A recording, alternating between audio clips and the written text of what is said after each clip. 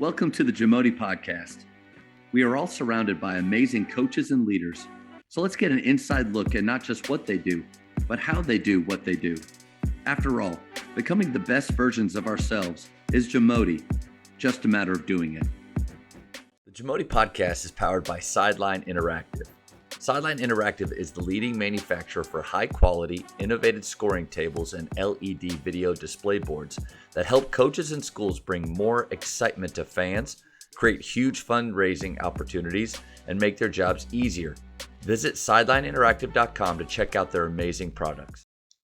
One of the things that my wife and I would talk about is when you hit kind of those valleys, we kind of joke, and I mean this completely jokingly. But we would often say, hey, here's what we get for putting a large portion of our happiness in the hands of 14 to 18 year olds. You know what I mean? And there's a lot of truth, and with all that being said, I'd like to think, and the only way you'd ever know this is to ask my former players. But even way back when I was talking about the times where I was doing the Tommy Boy thing, I do think that the only time I really would get upset with my teams if I felt like they were not mentally engaged or playing really hard. Everything else I was pretty okay with. But if we played as hard as we could and we were really mentally engaged and we still came out under not on top, hey, okay, then let's try to figure out what we need to do better, and let's get better. I would really ask my teams to max out. I'd like to think it's the same thing I ask my students in the classroom. I don't care if you're a C student, be a C student, but doggone it, you better get a C in my class.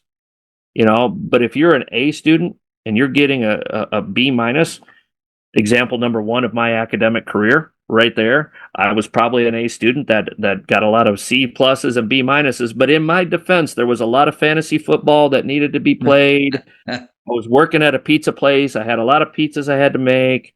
So there were other priorities that did take precedence. But in all honesty, or getting back to the point, max out with everything that you got. If we do that, that team that finished 8-16, that team maxed out. Man, that team maxed out. I've also coached teams that were 15-7,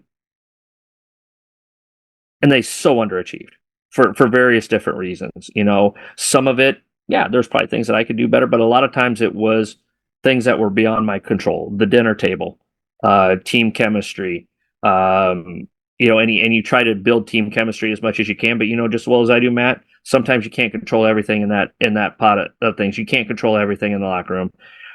Work ethic in the off season, you can try and control it to a degree, but sometimes you can't control it. There's personal stuff that go on in a kid's life.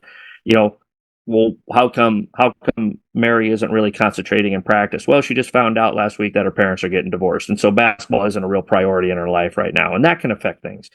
So there's a lot of different variables. To be really, really good, man, you got to get lucky. You got to have the right kids, the right place, and the right time with the right mentality. You got to stay injury free. All those different things. And I really, my hat's off to a guy like Kelly Flynn. He's a guy here from Nebraska. Kelly won, I think, 12 state championships, something like that. And he's a good coaching friend of mine. And we had our battles, man. We went head to head. There was one game, we were in a district championship game to go to state tournament. Something happened in the middle of the game. Kelly starts yelling at me. So I start yelling right back at him, and I give credit to one of my players. You go getting back to, like culture and that type of thing. She stepped in front of me. She said, "Coach, let it go. Next play, move on." I was like, and that brought me back to it, and we ended up winning. We ended up being, sorry, Kelly, I got to remind you of that one. He got me a lot more times than I got him, but I did get him that one night. But just stuff like that, and when you're not coaching, those are things that you miss. You miss that camaraderie with your players. I'm gonna miss going to practice, man. I loved planning a great practice and executing a great practice and helping my kids get better on a daily basis. And stuff like that is the stuff that you miss that does bring you joy, for me anyway. So, and I think when you're focused too much on the record, and again, wanting to win, not bad, but I'm guilty of in year one or two. Year one, we had a pretty good year. I inherited a really good group of players, so we won a lot of games. And I started to do the math of, man, if I coach for 30 years, I'm gonna have like 600 wins. Start polishing that Hall of Fame plaque, baby. Oh, so stupid. But that's my mind went there. Well, the second year too, I didn't realize how important scheduling is and the Yep. art of it. Yep. And knowing the team that you're going to have. Are you going to be younger? Do you have this experience? How much firepower do you have? Like, what is the ceiling? Yep. And realistically, and I didn't think about that. I just took this schedule and repeated it. Well, we graduated 6 seniors, and 3 or 4 of them were darn good, and the guys we're bringing up weren't the same. But Yep. I'm so good, I can make it Yep. happen here. Yep. The system will Yep. work. Well, we started 0-9, Yep. really competitive, fighting really hard, but I couldn't enjoy it because Yep. there weren't any wins in the column, and we Yep. ended up that year 14-21. So a losing season year 2. We did finish strong, but unfortunately, and I feel I apologize to those guys. I don't think I was able to enjoy the process, enjoy the moments where we did have success and we did. There also is an idea of the plan that I had for that group probably wasn't the right one. But Mm-hmm. if when you are only worried about that and what you can accomplish one day, I think it's you miss things, and I Yep. just keep going back. You don't enjoy it, and then Yep. how much did I steal joy from them in Yep. that process? I hate to think about that. One of the things that I really arrived at, and I, you know, sometimes I just make stuff up on the fly, but one of the things that I would repeat probably my last 8 to 10 years of being a head coach, going back to Scott and then Fort Calhoun. Hey, if we win, the last thing I would leave them with is, if we win, hey, girls, great game, enjoy it until your head hits the pillow, and then tomorrow morning we got to get back up and we got to get better.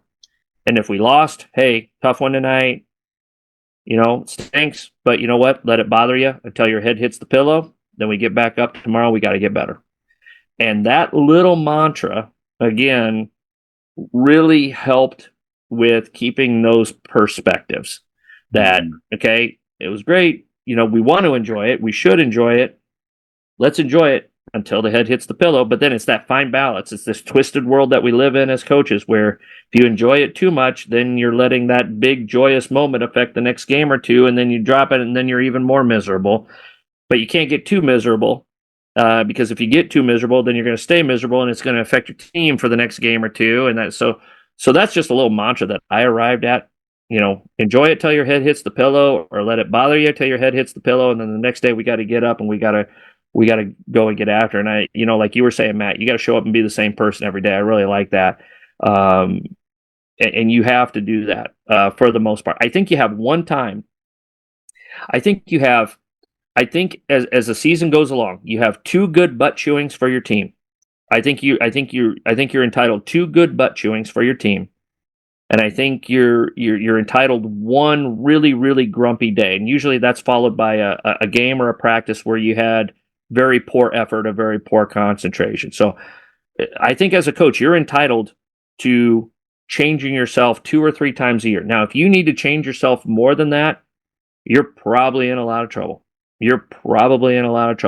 And I think I got that from Pat Riley, where he said, in the NBA season, I really feel like I can get on my guys really, really hard 3 times the entire year. If it's any more than that, then we're in trouble. In my last year at my job at Scott, I got on my kids really, really hard 3 times before Christmas.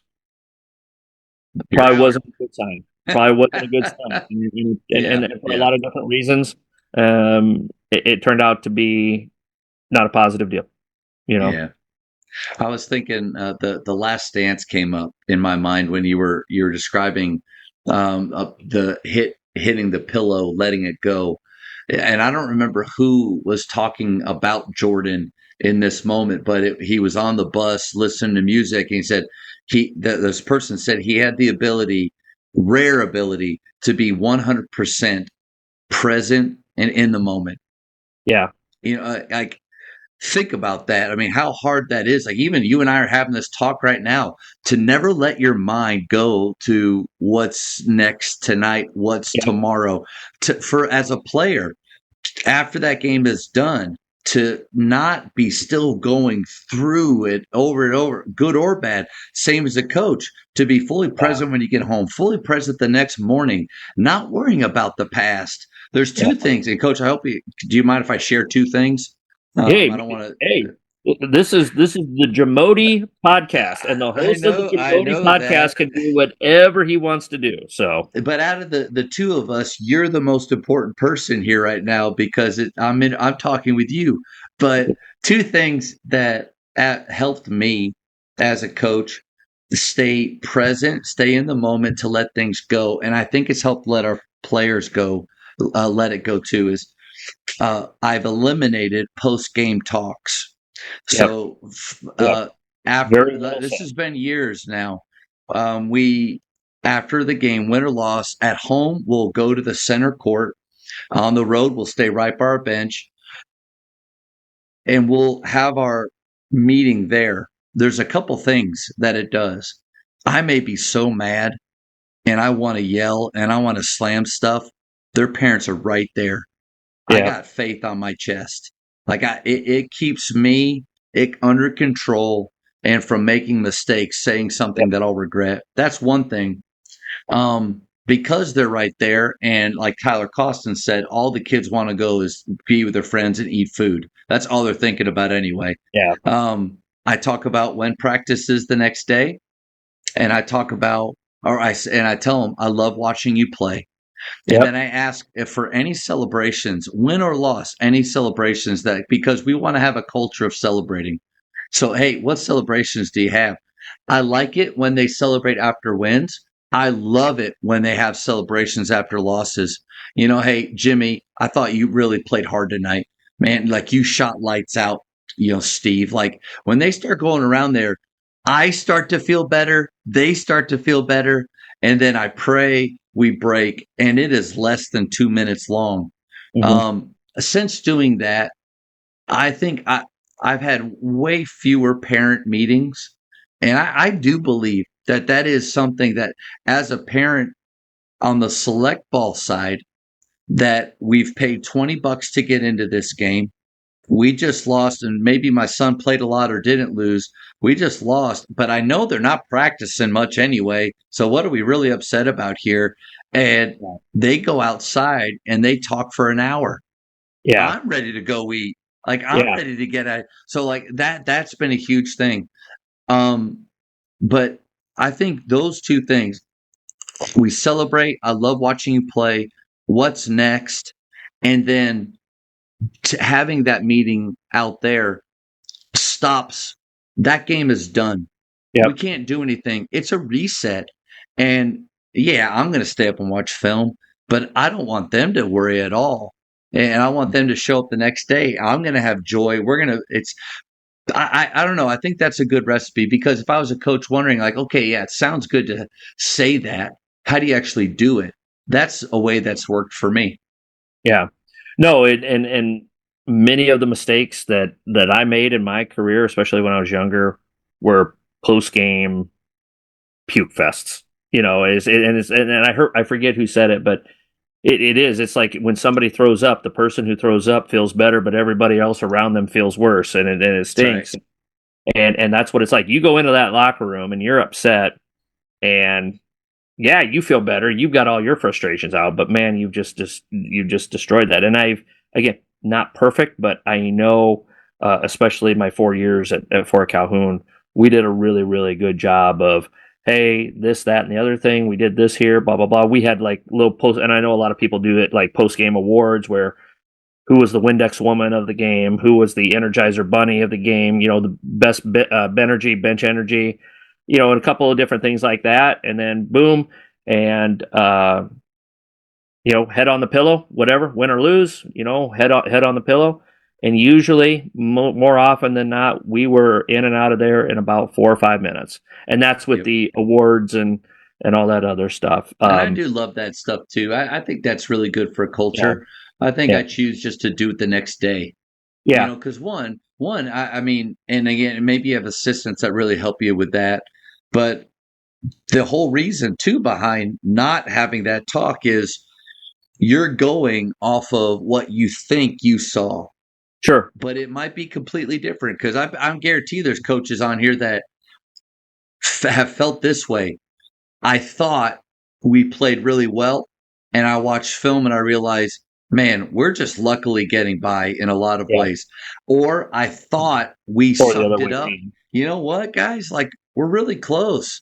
So Yep. for I can't go to sleep until I watch the film, Yep. because if not, I'll just be going either on a high of like we're the best or we suck, and I need to know for sure what Yep. I and formulate a plan. But Yep. Yeah. One of my standard lines in 98% of my post games was, hey, I don't want to really talk a whole lot about the game because I want to watch the film and make sure that I know what I'm feeling right now is the way I feel, whether it's a good or a bad thing. And most of the time it was a good thing. Um, so that was definitely a standard line. And the kids, they would actually kind of make fun of me. Like, yeah, you got to wait until you watch the film, coach. It's like, yeah, that's right. Yeah, because I want to be sure, and then that takes the emotion out of it for you as well.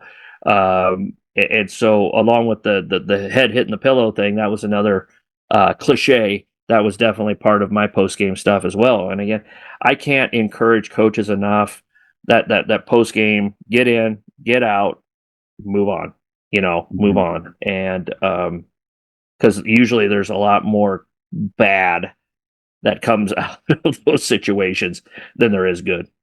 I think simplicity all around. I think simplicity wins. Mhm. So pregame, very short. I Yep. mean, at that one of the sayings right here, the hay's in the barn. At that point, um, did we play? I mean, we play almost 40 games down here, in Yeah. the season. So I don't have 40 raw speeches in me. Yeah. And I'm not Yeah. really that guy anyway. Like I process. I'm focused on what we can control, knowing who we are, having an identity as a team. And so when we have, especially if we're not the type of team that tries to change and morph for every game, if we're pretty much this is who we are, we're going to flow, we're going to play fast, and we're going to guard hard. All those things, not much changes, and Yep. so that'll be simple. Get them out of the locker room fast and get them shooting and warming up quicker. And then even halftime speeches, like I like figuring out what are things that every coach does just because it's always been done that way. And is there a different, better way? Like post game Mhm. speeches, there's no rule that says you have to do it. Yeah. There's no rule that says you have to go back to the locker room at halftime. And we're at a tournament of about an hour away, and our locker room was legit 2 minute walk. It Yep. was weaving through up and down all this stuff. And we did it the first game. And I told my assistant, I said, we're not doing this again. Yeah. It's like we talk for a minute. Oh, got to go back up. And we get back up and we play. Well, the next game, same gym, halftime. Hey guys, get your chairs in a circle. I want you to talk for 3 minutes. You talk to each other. And then me and my staff went over and we talked. And during our talk, I'm kind of getting my eyes over and watching our players. And I loved it. I got to see the dudes that were just sitting there. But what I did see is more buying from them because they were given the directive of like, hey, this is our time to talk to each other. As opposed to like you walk in the locker room and it's just silent, waiting Yeah. for you to come in with all of the gold that you have for them. Right. But I watch those guys talking to each other and finding solutions. So I listened to my assistants and then I came over and I was like, guys, man, I love what I just saw. I'd love to hear what you talked about. And they were Mhm. like, Coach, we just think we could do this better. Well, Mhm. what do you think about this? You know what? I like that. And there's been some of those moments, Coach, over the years where a kid has said, hey, Coach, what do you think about going to man? Like, I think we can guard these guys. AJ, you know what? I love that. Let's come out and pick them up full court. Man, the buy-in that you get when it's when it's their thought, and you're on board with that. Like I saw them guard harder than ever before. So I don't care what gym we play in, home, even at our gym, they will get their chairs together and we'll talk, and then I'll come back. And coach, even at our gym, we save a minute of every halftime. The walk in, me Yep. standing there, the walk out, and we are always out there shooting before the other team comes out, which I believe is more important than anything I could tell them anyway, is them getting Yep. shots up, being prepared to play. Yep. I got two things to add on to that, Matt. Pregame. This was again revelation, and one of the things that I did in those 2 years that I took off in between jobs is I went around, watched a lot of practices. I was so fortunate to have so many people that allowed me to come into their practices, and games and things like that. And one of the things, one of the guys I grew up with is a guy named Dick Jungers from Newell Fonda here in Iowa, and Dick and I mean, we were born 8 days apart. We grew up together, that type of thing. And he's got a great program at Newell Fonda. He's won 4 state championships, been runner up 3 or 4 other times, and I went and watched his team play. And one of the things that he did was they had a pregame focus song, and Dick was a psychology guy, or he's yeah, and so he had a pregame song, and he was just kind of like their focus song type of a thing. And what that did was, for 2 minutes, when that song, those kids could do whatever they wanted to in the locker room, but when that song came on, man, we're locked in. It's time to go. And so I adopted that. And what I didn't realize unintentionally, I brought that to me to Fort Calhoun. But what else that also did was that only gave me like 2 minutes to write up on the board before the game to not screw them up. I mean, literally. And I used to be kind of the guy. I mean, I would have the answers to the Da Vinci Code up there on the wall there. I was like, no, just here's your matchups. Here's the couple of keys. Go out and play. And that's one thing that we did. And then at halftime, you're talking about halftime. I got this from Don Meyer, and I did this my entire career. We would take the 2 or 3 minutes. We would talk as a staff. We would give dry erase marker to one of our players, and their job at halftime was they need to write 2 or 3 things that we did well in the first half, 2 or 3 things that we need to do that we didn't do well that we've got to do better in the second half. And we gave them that freedom of 2 or 3 minutes to write that stuff up on the board. And more often than not, it forced the kids to talk at halftime. They just weren't in there, picking their nose or just, farting around. It forced them to think, to talk, to communicate. And we tried to give the marker to a variety of different kids, so it wasn't the same players writing up on the board every single time. More often than not, the stuff that we talked about in the hallway, that was up on the board. And that allowed the buy-in. It allowed for clear and concise communication within the team. And so, okay, where do we go from here? How do we? And so they self-identified a lot of the things, and they knew it was coming. They knew it was, once they figured it out, it was like, okay, we've got to be engaged. We got to know what's going on with the game here. And those kids that maybe weren't playing a lot or didn't play at all, they still had to be engaged. They still had to contribute to the halftime discussion. So that was really important as well. I like that. I've never heard of either of those things. The pregame focus song, and kind of interested in that. And what type of song? Like, do they choose the song? I let them pick it. I mean, I didn't care. I mean, I would have preferred Duran Duran or REO Speedwagon or something like that. But usually it was some sort of. Guys, we're going to listen to Metallica Fuel here before we get played. It was something. Usually the girls picked out something inspirational. What's I'm unstoppable. I'm sorry, gosh, my nasally Italian voice here going karaoke night on you here, but something that was appropriate, and it was said, it needs to be appropriate, but no, I like that. I like the idea of them. Oh, it's like a daily prime, like this, when you hear this, now it's your time to do this. Yep. Because so much, like, if I don't know if I'm very specific with them of when is it time to lock in, because what I don't want, I would rather our players be more on the loose, excited, ready to play side than the amped up so much that I'm going to slam my head through the locker side. Yeah. What is it like?